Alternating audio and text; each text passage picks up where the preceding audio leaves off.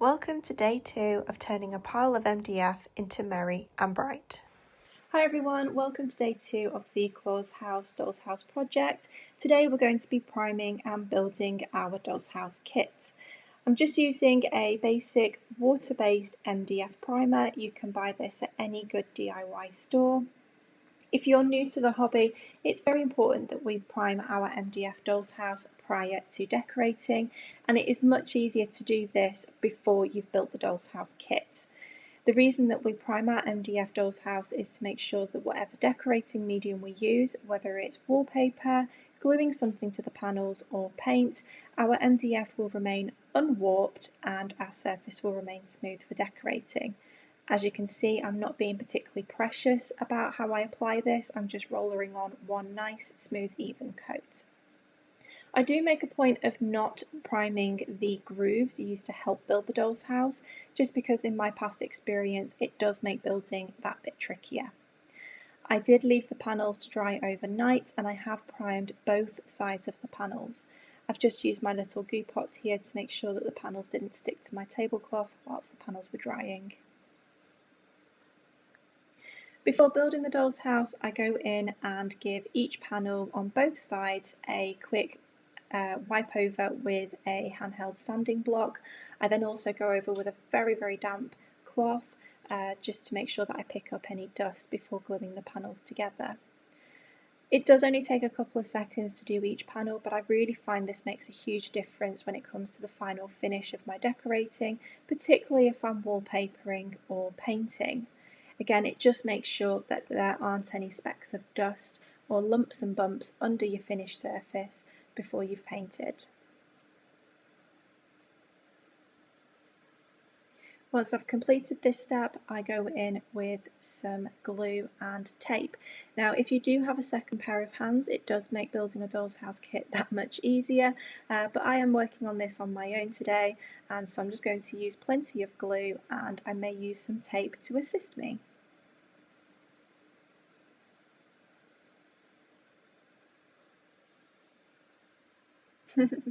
I don't know in what world I expected that panel to stay upright on its own, but it's fine. The glue won't go off that quickly, so I can go back in just a second.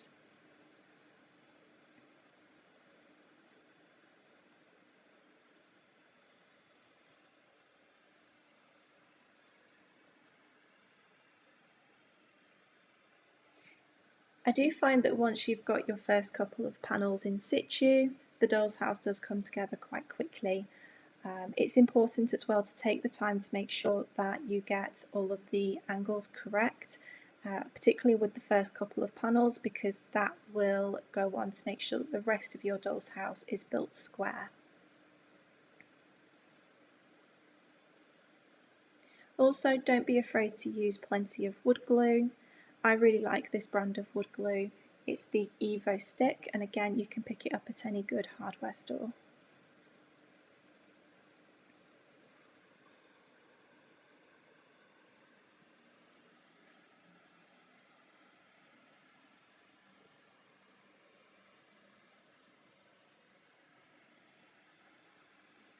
Don't rush the project. Again, take your time to make sure that your corners are nice and square, and also it's worth going in with a very slightly damp cloth just to wipe up any excess glue from the edges. It is much easier to do this than it is to try and go in with a piece of sandpaper to all those little corners after you've built the doll's house. Here I'm just gluing into all of the grooves. You can see that the back panel has got a groove cut out ready to take the inner panel. This is, whichever way you want to look at it, either the ceiling for the kitchen space on the ground floor or the floor space for the first floor. The grooves pre-cut into the doll's house make this step really quite easy, and also it's a worthwhile step to do to make sure that the doll's house remains solid and rigid whilst the glue dries. You might need to use a little bit of force to make sure that everything sits in the grooves correctly, but it's not too difficult to do. Then I went in with some dark paint. I mixed two colours that I already had on hand at home. I think I'm using Lick's Black 02 and Sheldon by Coat. and I've just mixed those to create a really dark brown. The reason that I'm doing this is because I intend to clad the outside of the doll's house with half round strips of walnut made to look like logs, and I don't want any of the white MDF primer to shine through if there are any gaps. I'm purposefully using a dark colour as well, because if there aren't any gaps, it'll start to look like a shadow. I'm making sure to do any area that will be covered in wood cladding, including the outer edges and under the roof eaves. I'm also then going in with the dark paint on the stilts. The plan in my head is that we won't see the stilts, but just in case my plans change, or if you do happen to see a little bit through the decorative scheme that I'm planning to do, I want to make sure that the stilts blend with the doll's house and you can't see them as easily. This step is where I'm now going to experiment with the wood logs for the outside cladding. I've taken a long strip of walnut half round and I'm going in with different mediums to see what effects I like. Again, I'm trying to use decorating materials that I already have around the house.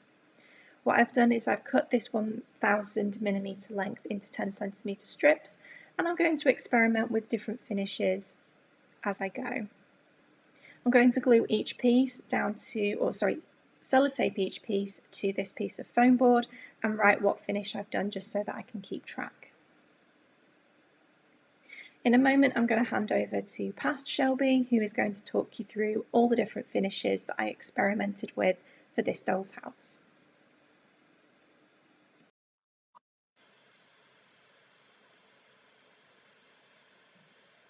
No, past Shelby is not going to talk you through the different finishes because I can't figure out how to make it work.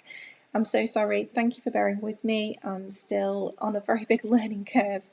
But as you can see here, I'm showing you all the different finishes that I have experimented with, and I'm going to talk you through each one. So this here is an example of the unfinished walnut strip. So the strips that I purchased are half rounds and they came from the Cornwall Model Boat Shop. That'll appear on the screen in just a second. I highly recommend this little store. Price wise, they were fantastic.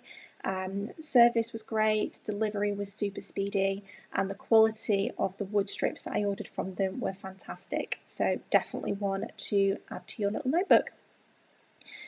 So yeah, really happy with the colour of the walnut strips already, but I did want to add a bit of variation. You saw me earlier going in with this teak oil, and this actually became my favourite. I've used this and plan to use this quite a lot throughout the project. It just warmed the walnut strip just enough that it wasn't dark or orange tinged, which I was worried it would be, considering it's teak oil on walnut. It just really nicely brought the grain out, and we will definitely be using that. I then also went in with dry brushing and wiping off the dark paint that I used on the externals of the doll's house earlier, and then I wiped that over with teak oil as well. That is also another contender, and it just sort of made the wood look knotted and brought out the grain in a slightly different way.